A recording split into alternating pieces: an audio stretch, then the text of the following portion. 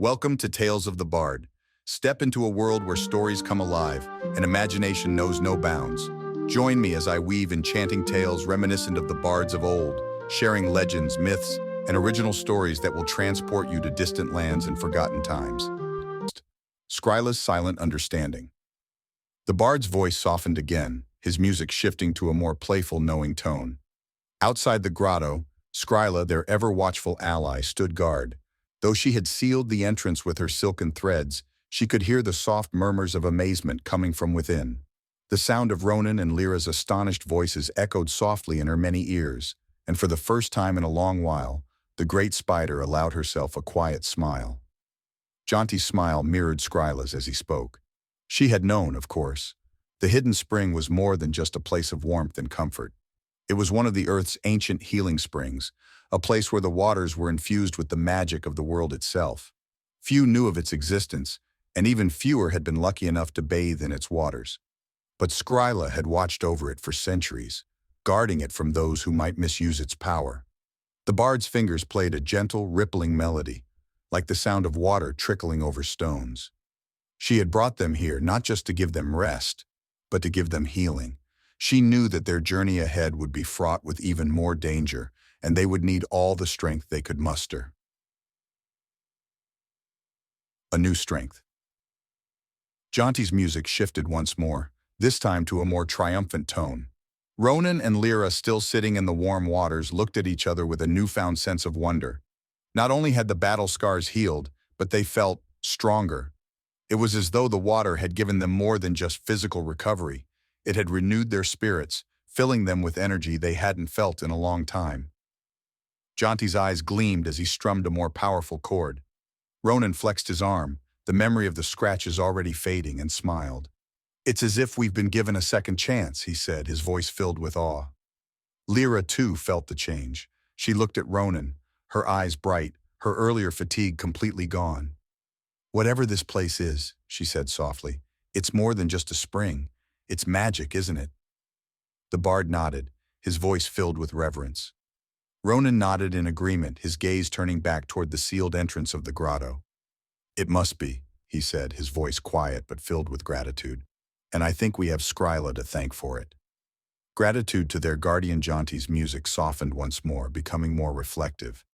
When they finally stepped out of the water, their bodies rejuvenated and their wounds healed, they found Skryla waiting for them at the entrance. Her many eyes gleamed in the dim light, and though she did not speak, Ronan and Lira could sense her silent understanding. The bard's voice became gentle, almost reverent. Ronan approached the great spider, bowing his head slightly in thanks. "You knew," he said quietly, his voice filled with gratitude.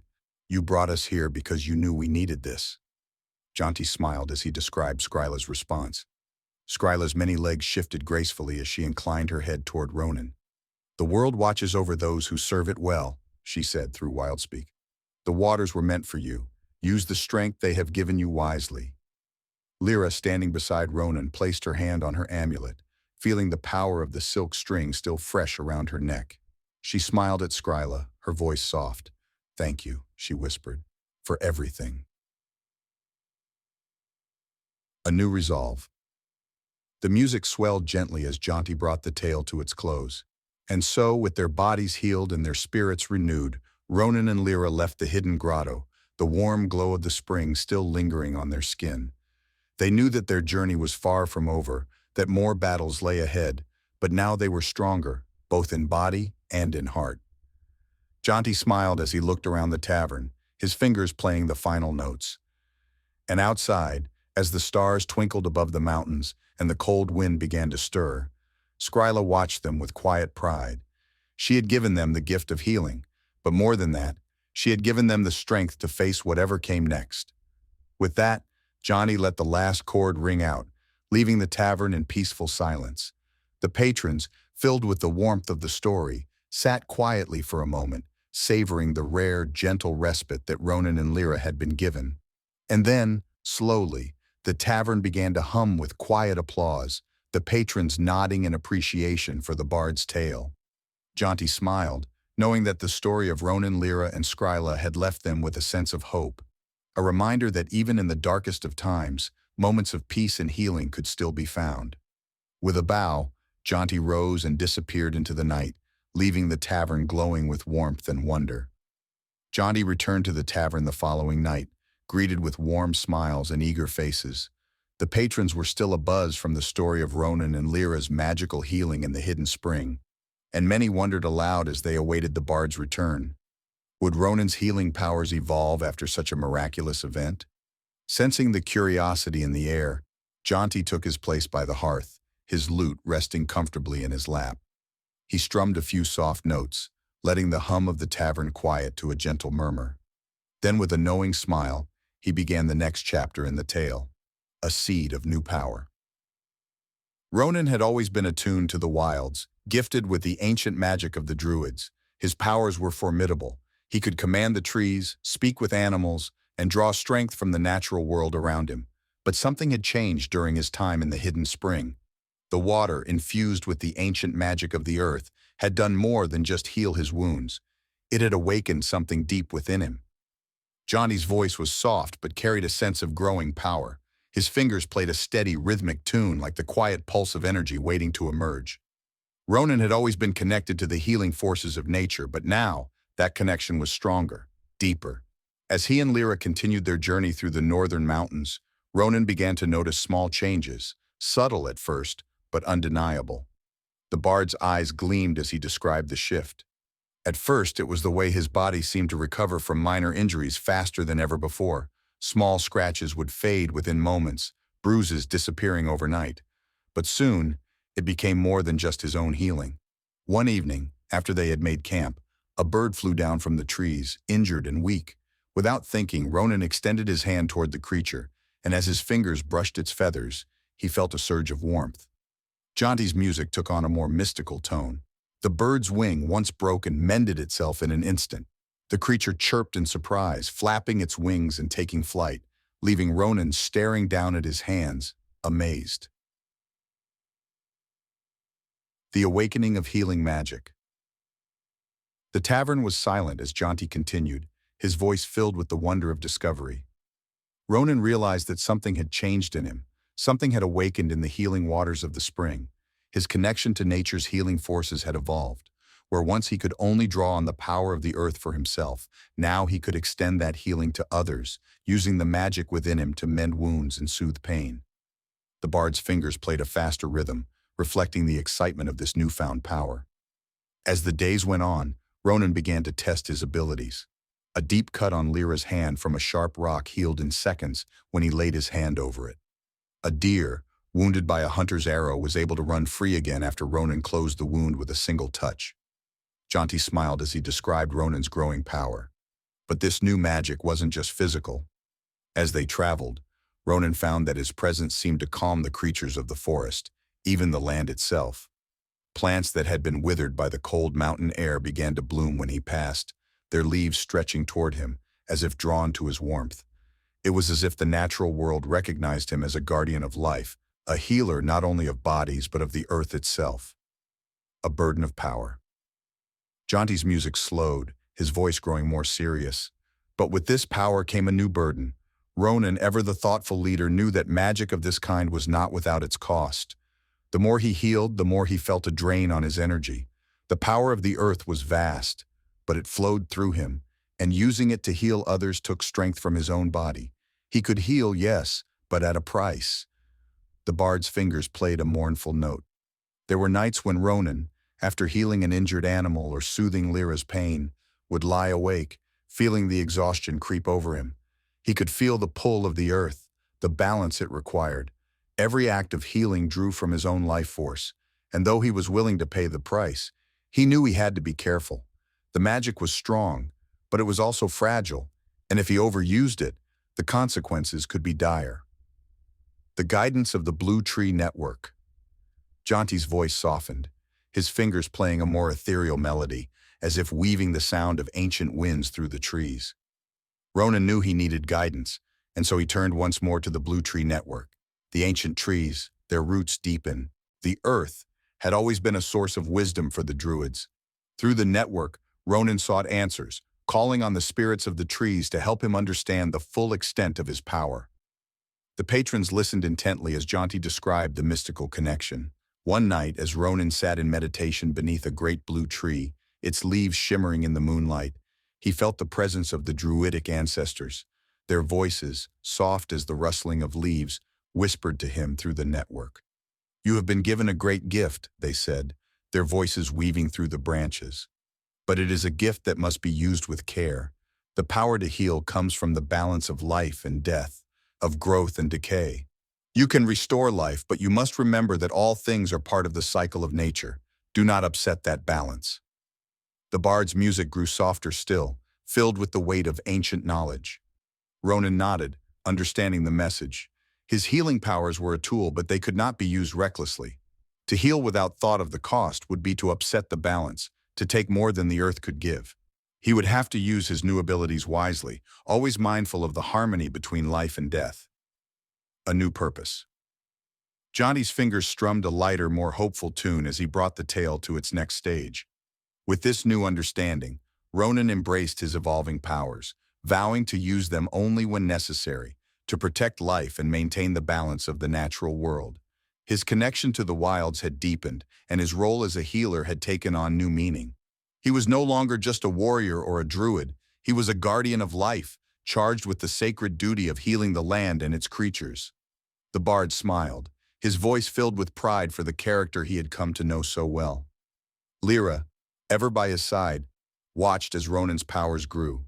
She marveled at the way he could mend wounds with a touch, how the animals seemed to flock to him, how the trees bent toward him as if seeking his guidance. She knew that together they were stronger than ever before, Ronan with his healing magic, and Lira with her courage and strength. Jonty's music swelled as he spoke the final words of the chapter. And so, as they journeyed deeper into the wilds, facing new dangers and greater challenges, Ronan carried with him the gift of the healing spring. His powers would continue to evolve, but with them came the responsibility to protect not only those he loved, but the natural world itself. The road ahead. Jonty let the last note ring out, the soft hum of the lute fading into the warm air of the tavern. The patrons sat in thoughtful silence, reflecting on the newfound strength Ronan had gained. His healing powers had become something far greater than mere magic. They had become a symbol of his connection to the world, a testament to his role as a guardian of the earth. As the tavern slowly came back to life with murmured conversation and the clinking of mugs, Jonty smiled and stood, giving a small bow to the appreciative crowd. "Ronan's journey is far from over, my friends. His powers will continue to grow, but so too will the challenges he faces. I will return soon with the next part of his tale, and together we will see how he uses this gift to face the trials ahead." With that, Jonty left the tavern, his lute slung over his shoulder, leaving the patrons eager for the next chapter of Ronan and Lira's journey, one filled with healing, growth, and the delicate balance of the natural world. The tavern was unusually quiet that evening, the usual din of clinking mugs and hearty laughter replaced by a palpable sense of intrigue. Jonty had woven many tales of Ronan and Lira's adventures, but tonight, the patrons could feel something different in the air, a deeper secret waiting to be revealed. Jonty, standing by the fire, plucked a few soft chords on his lute. His eyes gleamed with the kind of mischief that only a bard who knows a secret could possess. He leaned in closer to the hearth, the flickering flames casting shadows across his face, and began to spin his tale. The fire's confession. As Ronan and Lira made camp that evening, the crackling flames of their fire seemed to echo the tension between them, the battles they had fought, the dangers they had faced. It all weighed heavily on them. But tonight, Ronan was not just weary from the journey. No, something else troubled him, something he had carried with him for a long time. Jonty's fingers moved slowly over the lute strings, the music carrying a hint of mystery. Lira, ever the perceptive one, had noticed his silence. As they sat around the fire, she glanced over at him, her green eyes filled with concern. "What is it, Ronan?" she asked softly, her voice barely audible over the crackling fire.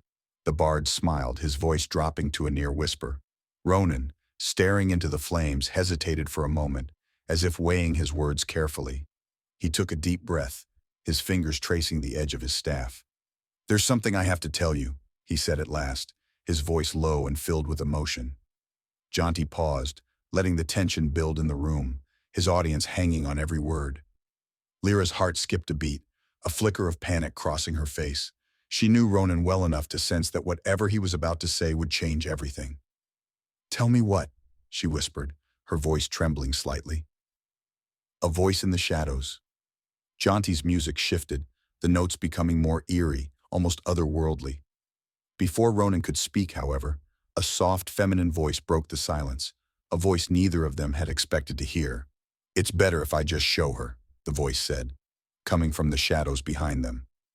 The patrons in the tavern leaned in closer, their eyes wide with anticipation.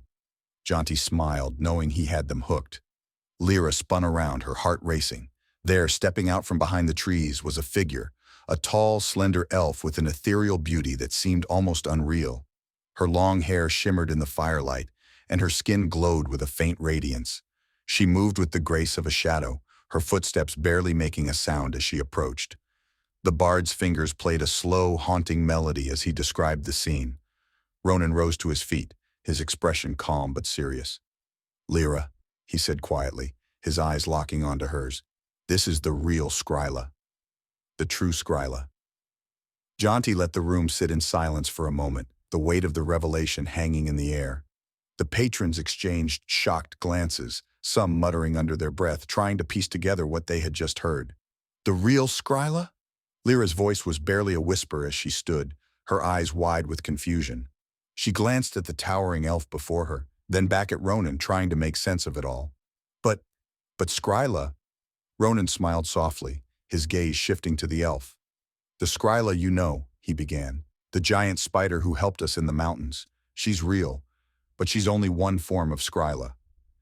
Jonty's music grew softer, more intimate as he explained the truth. The elf, Skryla, stepped forward, her expression kind but enigmatic. "I am a druid, like Ronan," she said, her voice calm and soothing. "But my connection to nature goes deeper than most. I was given the ability to shift into different forms, to become the creatures of the wilds that I protect." The bard smiled, his voice filled with the weight of this revelation. Lira stood frozen in place, her mind racing to catch up with what she was hearing. The spider who had guided them, protected them, was actually this elf? It didn't seem possible. And yet, there was a calm certainty in Skryla's eyes that made Lira believe every word. Skryla's story. Jonty's music took on a gentler, more mysterious tone as he continued. Skryla's voice was soft as she spoke, her words flowing like the breeze through the trees. "I was once a guardian of the blue trees, just as Ronan is now," she explained. "But my connection to the natural world grew stronger with time, and eventually, the magic of the wilds gave me the gift of shape-shifting. I became a protector of not just the forests, but of all the creatures that dwell within them." The bard's fingers moved smoothly over the strings, the melody rising and falling like the rhythm of a heartbeat. Ronan, his eyes never leaving Lyra's, added, "Skryla has been watching over us for a long time, Lira. She knew that we would need her help, and so she took the form of the spider, Skryla, to guide us through the dangers of the northern mountains."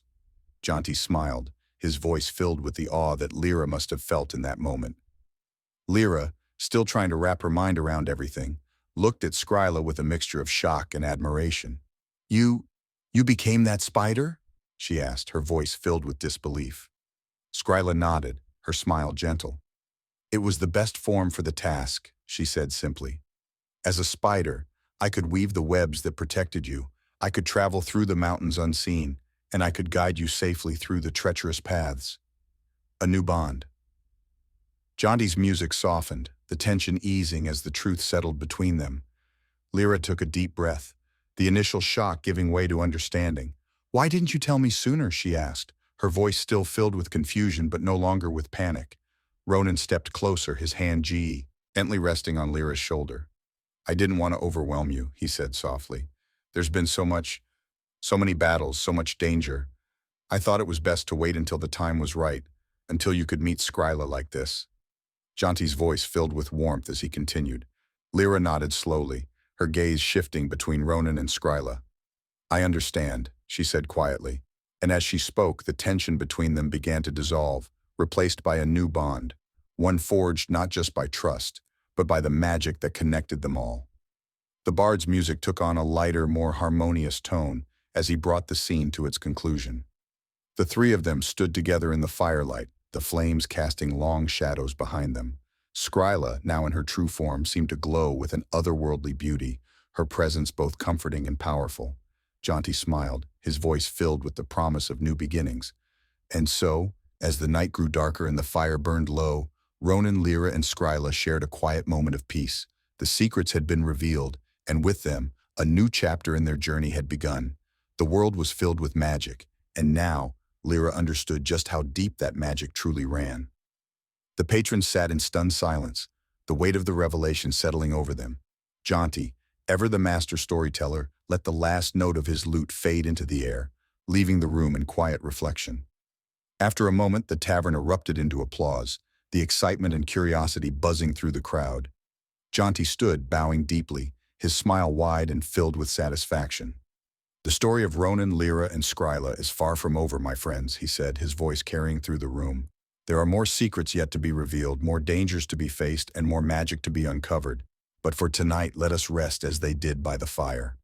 With a final strum of his lute, Jonty left the tavern, the patrons still buzzing with excitement for what would come next. The tale of Skryla, the real Skryla, had added a new layer of mystery and magic to Ronan and Lira's journey, one that would surely lead to even greater adventures. Feel free to ask if you need any further assistance.